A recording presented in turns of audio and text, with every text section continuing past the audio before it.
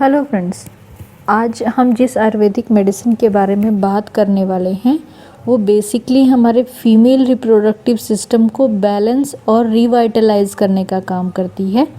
क्योंकि female reproductive system अपने आप में एक फ़ीमेल के लिए बॉडी के जो जितने भी ऑर्गन्स होते हैं उसके लिए सबसे इम्पॉर्टेंट पार्ट है। क्योंकि आपको जो है रिप्रोडक्शन के लिए, अपने वंश को आगे बढ़ाने के लिए बहुत ज़रूरी है कि आपका जो रिप्रोडक्टिव सिस्टम है वो हर तरीके से बैलेंस रहे, दोष मुक्त रहे और रिफ़्रेश रहे, उसमें किसी भी प्रकार की कोई समस्या ना हो।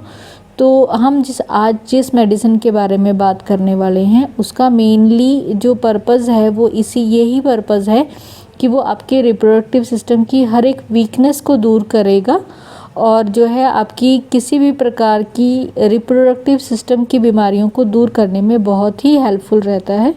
तो फ्रेंड्स, जिस मेडिसिन के बारे में हमने इतनी बातें कही उसका नाम भी आप जान लीजिए। तो आज हम बात करने वाले हैं सुपारी पाक की। सुपारी पाक, जैसा कि आपने ये नाम बहुत आम तौर पे लेडीज़ ने तो काफ़ी सुना होता है कि किसी भी समस्या के लिए हम बहुत कैजुअली कह देते हैं कि आप सुपारी पाक इस्तेमाल कर लीजिए। लेकिन सुपारी पाक को इस्तेमाल करने से पहले आपको मालूम होना चाहिए कि सुपारी पाक में ऐसा क्या है जिससे अब किसी भी फीमेल प्रॉब्लम का नाम लेते ही सबसे पहले आपकी ज़ुबान पे सुपारी पाक का नाम आता है। तो फ्रेंड, जैसा कि हमने कहा कि ये जो है आपके रिप्रोडक्टिव सिस्टम की वीकनेस को दूर करने के लिए काम करता है। तो आप समझ ही सकते हैं कि इसके अंदर जितने भी इंग्रेडिएंट्स होंगे वो किसी न किसी प्रकार से आपकी बॉडी को स्ट्रेंथ देने का काम करेंगे। तो आइए, इसकी जो है लिस्ट काफ़ी लंबी है वैसे तो इंग्रेडिएंट्स की, स्टिल आपको मालूम होना चाहिए या कि आप कोई भी दवाई जो खा रहे हैं उसमें किस प्रकार के कंटेंट्स का इस्तेमाल किया गया है, तभी आप समझ सकते हैं कि वो आपकी सेहत को किस प्रकार से फ़ायदा दे रहे हैं। वैसे तो हम इनमें से बहुत सारी हर्ब्स की बात हमारे हर्ब्स के सेक्शन में कर चुके हैं, फिर भी जो बाकी हैं उनके बारे में भी धीरे धीरे जो है आगे हम अपने आने वाले वीडियोस में बात करेंगे। तो आइए फ्रेंड्स, इंग्रेडिएंट्स देख लेते हैं। तो जैसा कि इसका नाम ही सुपारी पाक है तो आप समझ सकते हैं कि इसका मेन कंटेंट जो है वो है सुपारी, जिसको इंग्लिश में हम बीटल नट के नाम से भी जानते हैं। सुपारी के साथ साथ फ्रेंड्स इसमें गाय का दूध, गाय का घी भी इस्तेमाल किया जाता है क्योंकि हमने पाक बनाना है और पाक बनाने के लिए हमें जो जितने भी द्रव्य इसमें इस्तेमाल होंगे उनको असेंबल करना है, प्रोसेस करना है। तो उसके लिए गाय का घी और गाय का दूध दोनों इस्तेमाल किए जाते हैं और इसमें शुगर भी इसके जो है मेन कंटेंट्स में आते हैं। इसके बाद हम कौन सी हर्ब्स इस्तेमाल करते हैं उनका भी नाम देख लेते हैं फ्रेंड्स। तो इसमें जो नाम आते हैं मैं जल्दी जल्दी नाम लेना चाहूँगी। आप जो है अपने स्क्रीन पे पिक्चर्स आ रहे हैं, आप रिलेट कर सकते हैं कि वो कौन सी हर्ब्स हैं, कितनी हर्ब्स आपने इसमें से देखी हैं, कितनों के नाम आप नहीं जानते हैं। तो आप ज़रूर इस पे ध्यान दीजिए, दवाई के फ़ायदे के साथ साथ कंटेंट्स पे भी।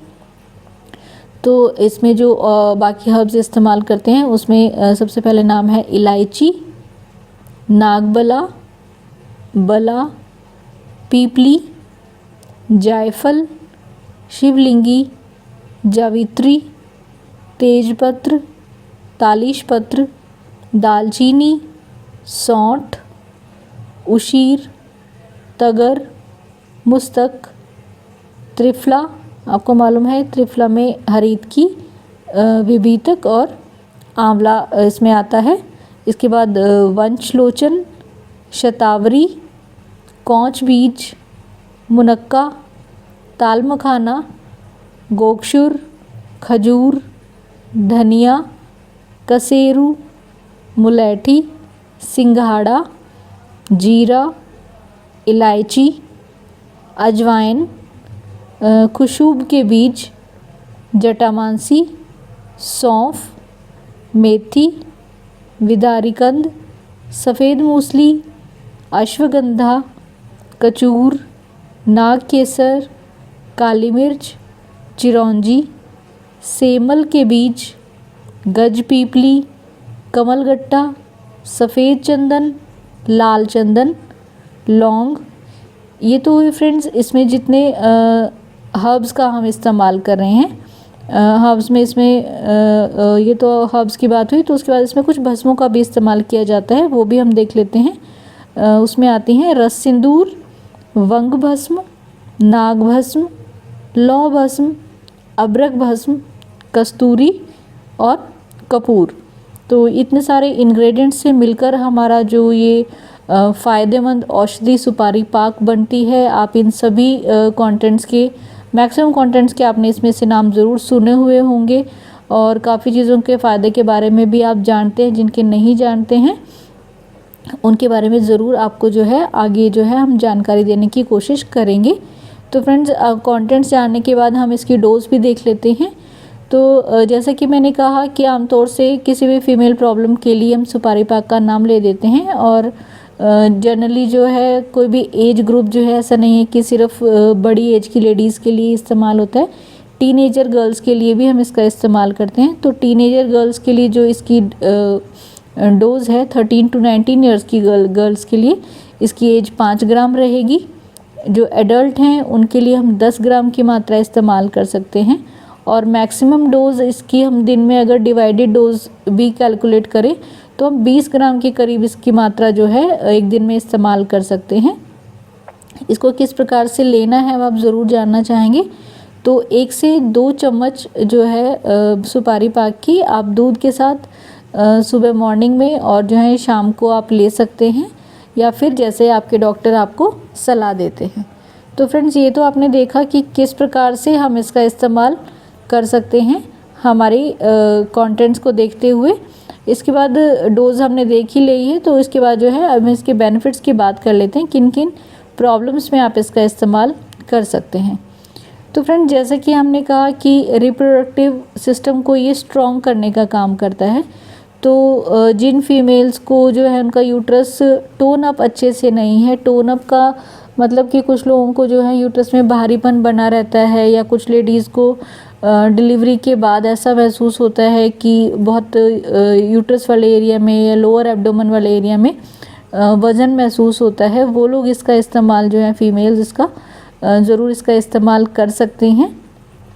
उसके बाद फ्रेंड्स, आपने सुना होगा कि जो वेजिनाइटिस की समस्या है या फिर जो है जिनको वाइट डिस्चार्ज बना रहता है लेडीज़ को, तो उनके लिए भी जो है ये बहुत अच्छी एस्ट्रिंजेंट औषधि के रूप में इफ़ेक्ट दिखाता है अपना।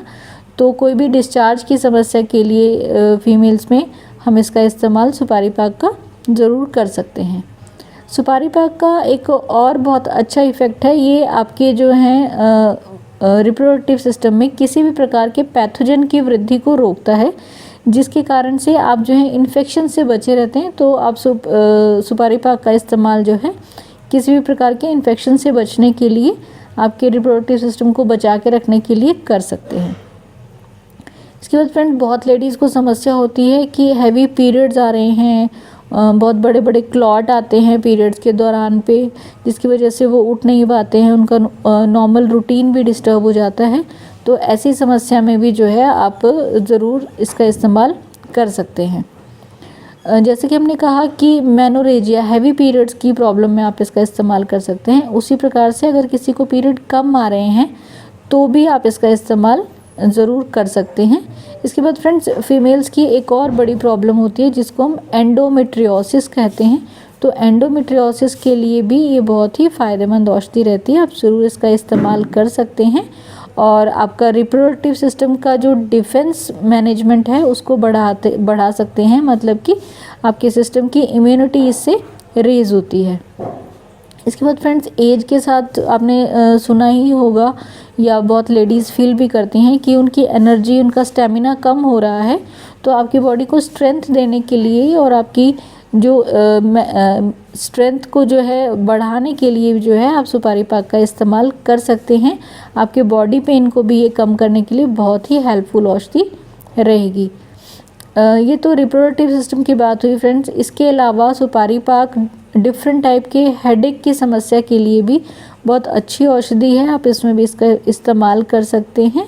और फ्रेंड्स, इसके साथ साथ जो है जैसे कि मैंने पहले भी कई बार कहा है कि कोई भी औषधि जब तक आपके डाइजेस्टिव सिस्टम पे काम नहीं करती है तब तक उसको हम बहुत अच्छी औषधि की कैटेगरी में नहीं लाते हैं। तो फ्रेंड्स यहाँ पर जो सुपारी पाक है ये भी आपकी भूख को बढ़ाता है, आपके डाइजेशन को बढ़ाता है और इस प्रकार से जो है आपको एक अच्छा डाइजेस्टिव सिस्टम देने में आपको हेल्प करेगा। तो आप जो है अपनी इस डाइजेशन की समस्या के लिए भी सुपारी पाक का ज़रूर इस्तेमाल कर सकते हैं।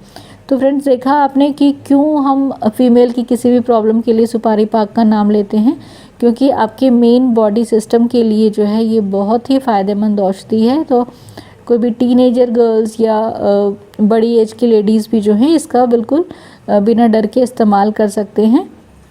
वैसे तो इसका कोई साइड इफ़ेक्ट नहीं होता है, फिर भी जैसा कि मैंने हमेशा ही कहा है कि आप जो है हमेशा कोई भी दवा को अपने डॉक्टर की सलाह के बगैर इस्तेमाल नहीं करेंगे। डॉक्टर की सलाह आप अपने किसी भी गायनिक से ले सकते हैं या हमसे अगर आप कोई सवाल पूछना चाहते हैं तो कमेंट सेक्शन में आप ज़रूर पूछ सकते हैं। जो सुपारी पाक के कंटेंट्स हैं उनमें कुछ इंग्रेडिएंट ऐसे होते हैं जिनको हम प्रेगनेंसी और लैक्टेटिंग मदर्स को नहीं देते हैं, तो वो लोग ज़रूर सुपारी पाक को अवॉइड कर सकते हैं। बाकी जो फीमेल्स हैं वो सुपारी पाक का ज़रूर इस्तेमाल करें और अपने रिप्रोडक्टिव सिस्टम को स्ट्रेंथ दें और जो है एक हेल्दी लाइफ जो है इसके साथ वो जी सकती हैं। उम्मीद है फ्रेंड्स आपको आज की जानकारी पसंद आई होगी। जानकारी पसंद आई है तो प्लीज़ चैनल को लाइक, शेयर व सब्सक्राइब कर दें। Thank you so much friends for watching. Stay healthy, live well.